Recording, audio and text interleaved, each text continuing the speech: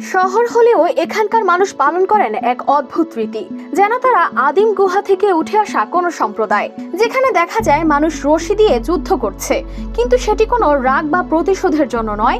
তাদের বিশ্বাস এই লড়াইয়ে আঘাত যত তীব্র হবে তত তাড়াতাড়ি আকাশ থেকে বৃষ্টি নামবে।